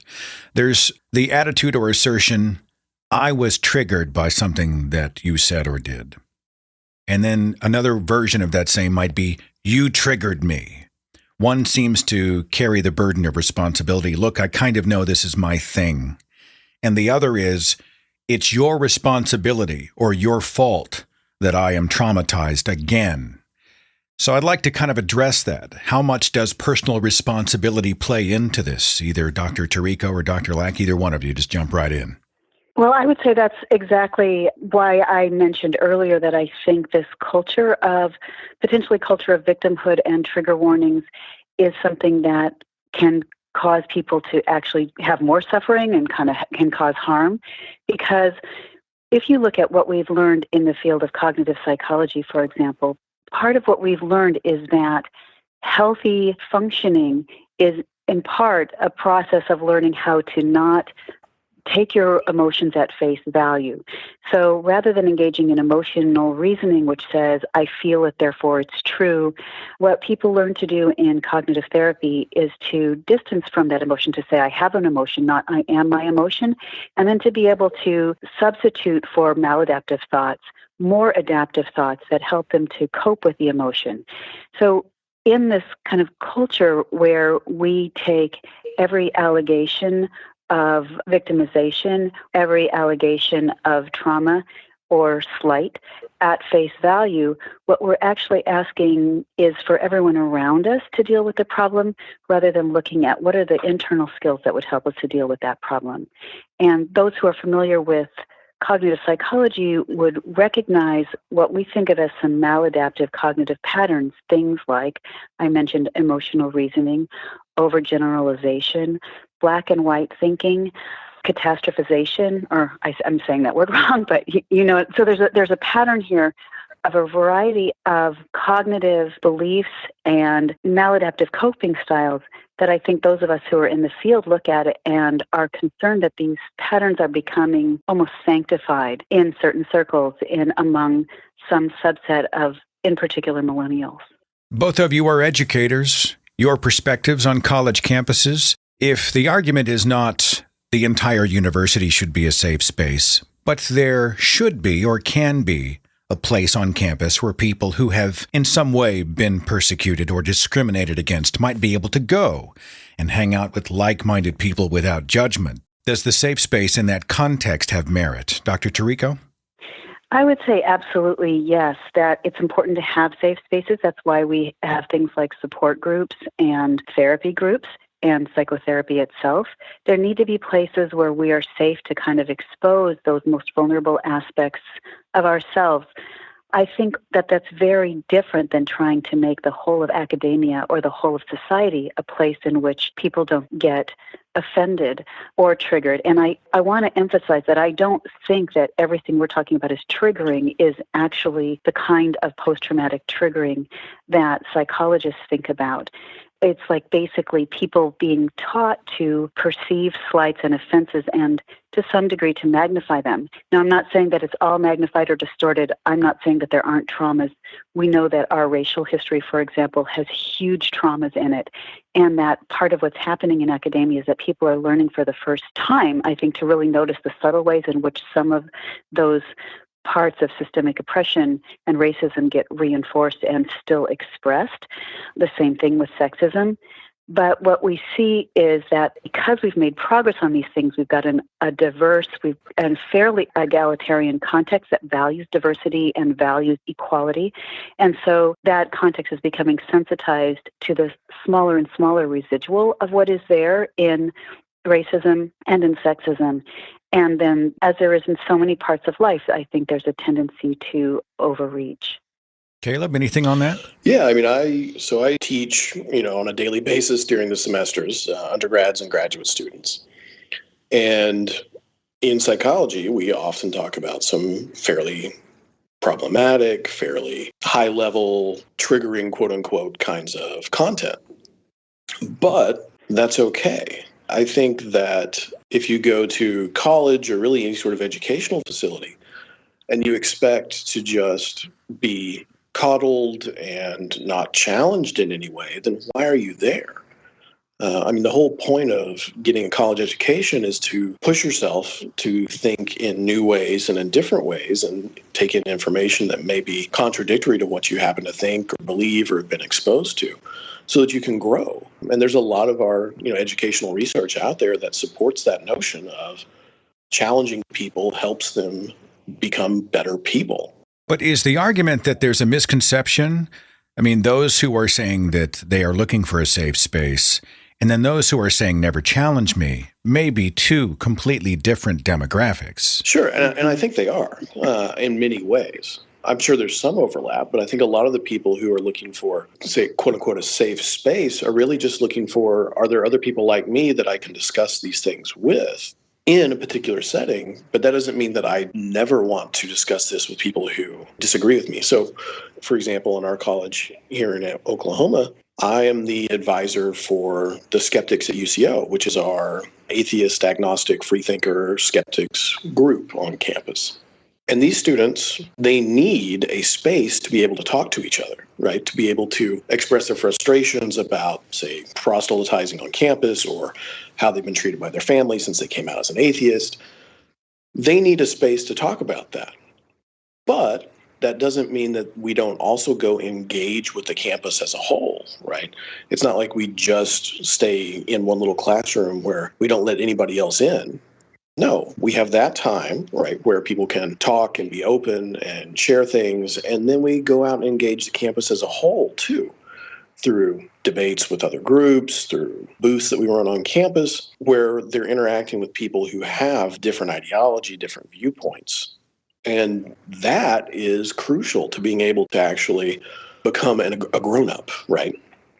Being able to engage and defend your own views on a particular point to someone who doesn't believe necessarily that you're right, as opposed to, no, this is what I believe, I just never want to hear anything else that contradicts that. Where I'm going with this is when the Dean of Students at the University of Chicago publishes this very public letter that says, we don't believe in safe spaces, you come to college to be challenged. Is that an honest assessment of what a safe space is? Is the Dean of Students in this context misunderstanding or misrepresenting a safe space? He's saying, oh yeah, students are thinking they should come here and never be challenged. But I don't think that in its purest form, those who are advocating safe spaces are asking for, demanding, or even expecting that. They don't expect college to be a place where they're unchallenged. They're talking about another kind of safe space. It's like one person's talking about A and another person's talking about B. They're completely missing each other's point. Yeah, and I think we see that on campuses where people want to have like-minded groups, but they don't necessarily say, and therefore I don't want to interact with anyone else ever. And I fully supported that guy's letter. I thought it was a great letter in terms of talking about here's what college does. College challenges you. Now, did he mean the same thing when he says safe space that other people may not? Well, we don't really have a great operational definition for that, I think. So, there's huge amounts of variation on probably what anybody means when they say, I want a safe space. Now, if they say, I want a safe space, and they mean, I want no one to ever challenge me ever, yeah, that's a big problem. If they say, I want a safe space, which means I can express my concerns and my frustrations without being judged in this particular arena, well, okay, what kind of an arena is that? Is that your student group? Is that your church group? Is that your political group? And that's fine, but you shouldn't expect that to then carry over the rest of life. Dr. Tarico, anything you want to add? I guess, being members of the, kind of secularism, one of the things that we're keenly aware of is how important it is that we be able to wrestle with and challenge faulty thinking. And I think one of the concerns, what we see on both the left and the right in this country is this growing polarization that makes that difficult. So in regard to this concept of trigger warnings and safe spaces, what you see on the left is the idea that feelings trump facts and that people shouldn't have to deal with unexpectedly with things that may challenge them or may be uncomfortable for them. And then what you see on the right, perhaps in reaction to that, is this idea that if something is offensive, kind of almost by definition, that makes it good. And this is not just on college campuses, it's becoming institutionalized. So you look at, for example, what the Southern Poverty Law Center did. They have this incredibly powerful history of defending people against some of the worst of racism. And yet recently they did something that I think of as harmful, which is that they put some champions of secularism, one Muslim and one ex-Muslim champion of secularism, into this, quote, field guide to Islamophobes, Ayaan Hirsi Ali, and I'm forgetting who the other one was, but basically, Miriam Namazi. Thank you. But the idea was that they were there because they were critiquing a set of ideas. So there's a failure on both sides to differentiate criticism of people or hating on people from criticism of ideas. And then on the right, what you've got is, the right basically being able to put somebody into the most powerful office in our country and relishing the fact that he says stupid shit and mean things about people with the assumption that because he has no filter, that means what he's saying is somehow more valuable. Stupid shit being a mental health term, perhaps. Right. Trigger warnings may not be, but that one's in the DSM-3, I'm pretty sure. Is this an outrage culture fed by social media? I mean, maybe it's because I've got so many activists as friends and because I'm an activist myself, but I'm always on the rampage against injustice, damn it. And everybody's got their pet peeves and pet causes, and I'm as guilty as anybody. But, we are hammering at our keyboards. We are seeing someone say something inflammatory. We are responding with all caps. We're friending, we're unfriending, we're outing, we're baiting. We are shaming, we're doing all these things to try to, in our own minds, create a better world. But it seems in many ways that the connected world, the social media connected world, has in some ways helped to fuel an outrage culture. Is this healthy? Is it not healthy? Do either of you want to speak to that? I'll start with you, Dr. Lack. Well, going back to something I said a little bit earlier, I don't know if people are more outraged or if they're just able to let more people know that they're more outraged. And if there's more, for example, 24-hour news media cycles that are trying to fill 24 hours with 3 hours of material. And so they're continually looking for, what can we put on here? What can we put on here? Oh, this person's upset about this. Oh, well, who cares? Like, who are they? No one cares. But yes, now let's make a story out of it and then, blow up that person's Twitter account. So, I don't know that people are more outraged. I think certainly we've seen polarization, particularly in politics.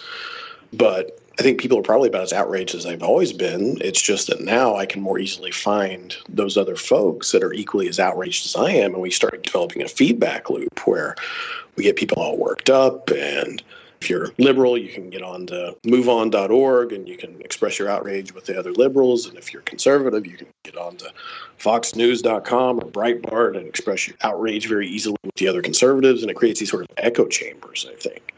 Rather than more of it actually existing, it's just amplified. I'm interested in the propensity to divide. Someone says something I disagree with. It's not, well, actually, I have a disagreement. Let me tell you my perspective. Instead, I'm like, that's the stupidest thing I've ever heard, or the stupidest thing you could have said. Here's why you're an idiot. And then they say to me, oh yeah, I'm even smarter and you're a double idiot. And before you know it, people that we haven't even met who are watching in the periphery take sides, and it devolves into hundreds upon hundreds of post thread that accomplishes nothing. No minds are changed. Everybody's frothing.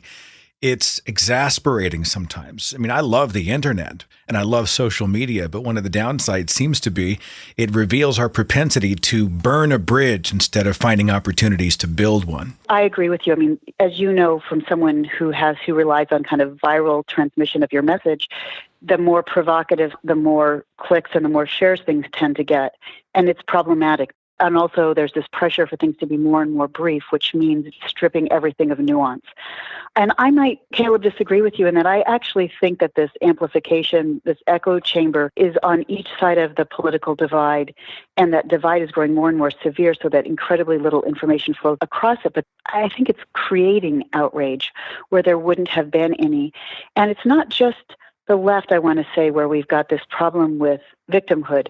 In fact, there are some social scientist Jonathan Haidt, for example, has kind of raised this question of whether we're transitioning from what was, honor culture where people respond to the smallest slight with kind of a reciprocal aggression or even violence, to dignity culture where people largely are perceived as having inherent dignity regardless of whether they are slighted, and where people rely largely on systems of justice and rule of law to avenge them, to what some people are now saying, have we moved beyond dignity culture to victim culture, where people, again, return to the same sensitivities that were present in honor culture, but where the process is then you kind of gather people around you to respond en masse to the idea that you've been victimized.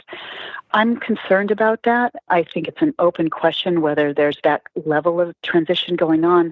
But even on the right half of the political spectrum, I think there are a lot of analysts who say, if you look at what happened with the white working class and evangelicals during the last election, that it is, in essence, politics of victimhood, that it's not kind of even the politics of anger like you might have seen in the early labor movement, but more a politics of personal resentment that I'm being somehow victimized by the system, and so I want to lash out or get even. We're familiar with terms like aggression. Help me define for us another term we're hearing quite a bit in these conversations, usually used in a pejorative way, but what's a microaggression? From what I've seen, most people tend to define microaggressions as what I would call very subtle racist or sexist sort of things, where maybe I'm not trying to be overtly racist by calling you, a particular derogatory name, but I say something that I may not even intend to be offensive, but it is. So, for example, maybe I would ask a person who is of Asian descent, "Oh, where are you from?" And sort of assuming that they've come from somewhere else and they're not quote unquote American, or that they're not, from here because they look non-white, for example. And so it's those sort of small acts that might be problematic or racist or sexist that the person saying them may not necessarily be aware of or be trying to cause someone else to feel bad about themselves, but it still ends up feeling that way. Would that be what you would say, Valerie? Yes, and I think that there's some ambiguity in it. This is where this question about who's responsible for what comes into play, because if somebody asks an Asian person, where did you grow up, for example, there's some ambiguity about, was that person implicitly expressing a racist assumption that the Asian person isn't quite as American, or were they somehow genuinely, was there naivete, was there curiosity in it? Did they hear in the person's voice that they actually did grow up somewhere? And so sometimes things are perceived as microaggression that may simply not be. And then either way, I think there's a question of kind of who owns what piece of us not being a culture in which we are subtly or not so subtly establishing a pecking order based on sexism or racism, and conversely where we're kind of not creating a culture in which we establish a pecking order based on victimization, which I think is part of what's going on right now. We've got a really clear hierarchy of victimhood in some circles on the left. How much of this is me assuming the worst? I mean, let's say I'm from another country or my parents originated from somewhere else, and it's apparent in my skin color, my features, my accent, and someone asks me a question along those lines.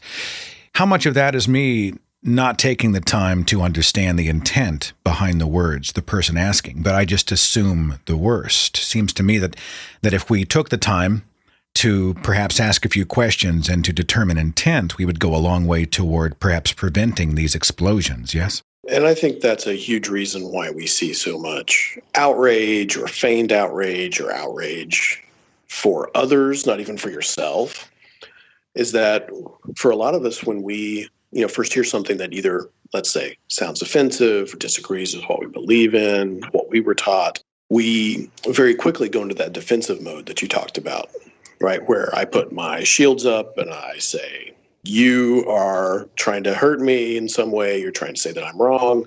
So, screw you. I'm double right now.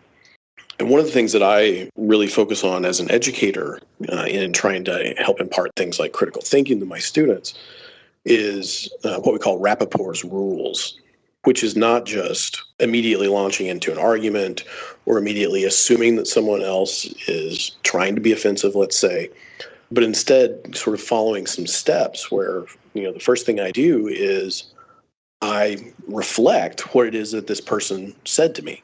And I reflect that in such a way that they agree with, yeah, that's exactly what I was saying. And that can really help you clarify, like, did this person intend to be offensive? Maybe they meant, where did you grow up in Oklahoma? Not, what country did you grow up in? And, taking that sort of first step of, let me make sure that I understand this other person can really help diffuse a situation like that, as opposed to, I immediately go on the defensive and I start arguing or I start being offended. That can really help to say, let's slow down just a minute. Let me make sure I understand what you're saying. And then maybe later we can get into some sort of, rebuttals or things like that. But first, let me understand actually what it is you're saying. Do you want to jump in, Dr. Tarico? Anything? I was just going to say, I think it's important not to fall into black or white, all or nothing thinking about this whole topic, right? That to deny the validity of microaggressions as a thing, or to deny that there are kind of subtle biases in our culture that we need to daylight and become aware of, I think would be misguided. And at the same time, what we know about individual relationships and what we know about society as a whole is that the only way people flourish is if we start with the basic assumption of good intent on the part of other people, and we start by assuming the best. What it's probably like in a friendship or in an intimate relationship to be with somebody who assumes the worst in every interaction. It's exhausting and it's corrosive, and in the end, it fractures things. And the same is true in society at large. So it's a matter of us being able to muddle towards the future in which there is increasing diversity without having to have our sensitivity and our willingness to be kind and polite to each other become something that becomes a constant source of vigilance and accusation. Complexity, nuance, a three-dimensional viewpoint, empathy. Mm-hmm. You expect a lot, Dr. Tarico. I'm just saying, in the age of the internet. We can hold out hope, but it occasionally is hard when we live in a culture that wants to smash everything on a headline or in a single Twitter post or on a bumper sticker. It is so difficult. When I'm in conversations with and about believers, quite frankly, one of the biggest challenges is getting people to stop and take a breath, to stop shouting, and to, approach someone in good faith. And then we find out they're assholes, then at least we know for sure. We didn't assume it at the very beginning of the conversation. On the subject of trigger warnings and safe spaces, before I let you go, and you've both been very generous with your time, any final thoughts for those who might have suffered something or those who are navigating this sort of environment out there? Any final thoughts on the subjects or anything else on your mind before we wrap it up? Dr. Lack, I'll start with you. Yeah, I think one of the big things that people have to consider is, again, nuance, right? If you're going to use a trigger warning, why are you using it? Are you using it for you so that you can send some sort of signal to your group that I'm doing the right thing? Or are you actually concerned about someone else's potential mental health? And if you are concerned about their potential mental health, well, then why not provide some resources that might actually help them? So whether that's, here, let me help you make an appointment with a psychologist or a therapist or a psychiatrist, or here, let me help you, sign up on a website like the Secular Therapist Project or Psychology Today so that we can find you someone to contact. Rather than just saying, I'm going to protect you, what about I'm going to help you? And that's, what I would encourage. Dr. Tarico, any final thoughts? I guess I would just say that facts matter and intentions matter, and manners matter. Being kind to each other and assuming the best from each other is a really important grounding that we need to not forget about. Dr. Valerie Tarico, Dr. Kayla Black, for your time and your perspective, you are greatly appreciated. Thank you so much. Thanks for having me on, Seth. Thank you. And that is the broadcast today. Don't forget, our patrons get a commercial-free version of the broadcast and an extra show every single month, starting this month. If you'd like to support this show and me on Patreon, just go to patreon.com/Seth Andrews. Next Tuesday's broadcast, we're going on a date with Google as we explore just some random facts. We enhance our knowledge about everyday things. So I'll see you back here Tuesday for that on the Thinking Atheist radio podcast. Take care. Follow The Thinking Atheist on Facebook and Twitter. Watch dozens of original videos on the Thinking Atheist YouTube channel. And visit our website for resources, links, contact information, the editor's blog, and more. thethinkingatheist.com.